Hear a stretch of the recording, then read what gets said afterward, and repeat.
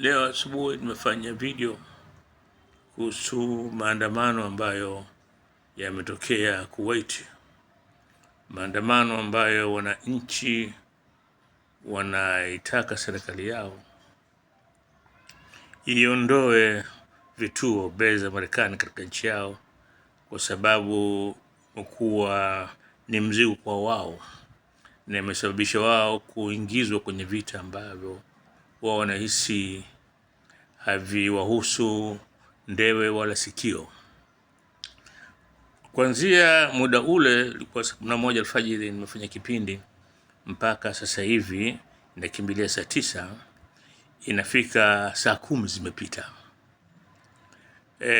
Vyombo vya habari vikubwa vyote nimepita tena Al Jazeera kuangalia kama kuna chochote kueleza haya maandamano Kuwait. Nimekuta kuna kitu. Sasa hivi nimetoka CNN, hakuna kitu.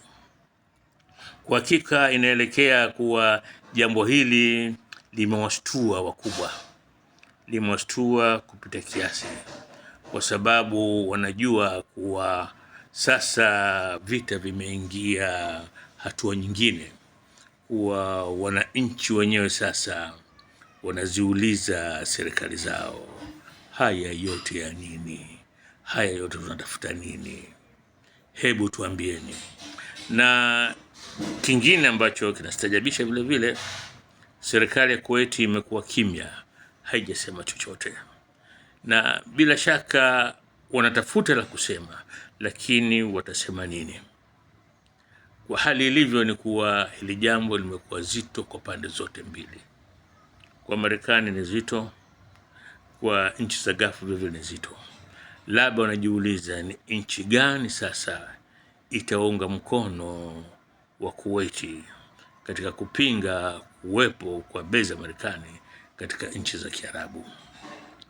Bezi ambazo kwa sasa hivi, na katika video za nyuma nimepata kusema kuwa baada ya vita hii hali ya Mashariki ya Kati itakuwa tofauti sana, haitakuwa kama ile.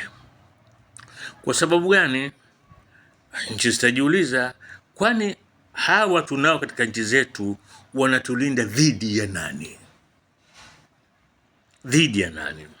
Kama vile Marekani wanavyojiuliza wananchi, hivi kweli Irani ni tishio kwetu sisi? Marekani Irani kuna karibu kilomita 6,000. Ni tishio kwetu sisi? Jibu linakuja wazi, ni hapana. Sasa linakuja swali lingine. Sasa haya yote tunaingia kwenda kuua watu wetu tunauliwa, sisi tutafuta kitu gani? Sasa hii ndio hali ambayo tunayo. Na huko nyuma nimepata kusema kuwa wasione watu wako kimya katika hizi nchi hizi za Kiarabu, na pengine vile vile na sisi ambao tuko nje tuko kimya, lakini kwa uhakika nadhani wao watawala wanajua kuwa wananchi wao nyoyo zao zinafukuta pasi na kiasi.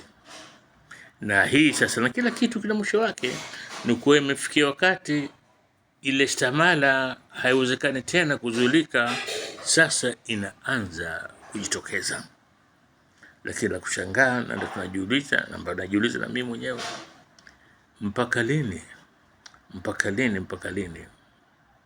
vyombo vya habari vya magharibi vitakuwa kimya kuleta taarifa ya haya ambayo yanatokea Kuwait, na nini itakuwa mwisho wake? Hili ni jambo kubwa sana. Na angalia mipango ya Allah. Wao wa Marekani na Waisraeli walipopiga Irani, walidhani kuwa wananchi wao ndio wataingia barabarani kufanya maandamano, kuikata serikali, wapate kile ambacho wao wenyewe wanakiita regime change. Lakini maandamano hayajatokea Irani. Maandamano sasa kwanza yatokea Kuwait. Sasa tuangalie kuwa maandamano haya itakuwa ni domino effect, kuwa Litafuata jingine, nchi nyingine na nyingine na nyingine? Hili ndo swali ambalo tunajiuliza.